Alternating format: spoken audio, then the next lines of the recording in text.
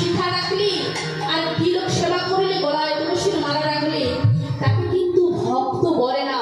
ভক্ত হয়ে যে ভক্তের মনের কথা বুঝতে পারবে, সেই তো প্রকৃত ভক্ত।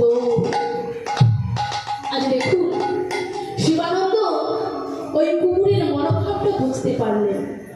আর কুকুরের মনোভাবটা বুঝতে পেরে কুকুরটাকে কি করলো, একটা কলা পাতায় করে একটু প্রসাদ দিলেন। আর যেই না প্রসাদ দিচ্ছে,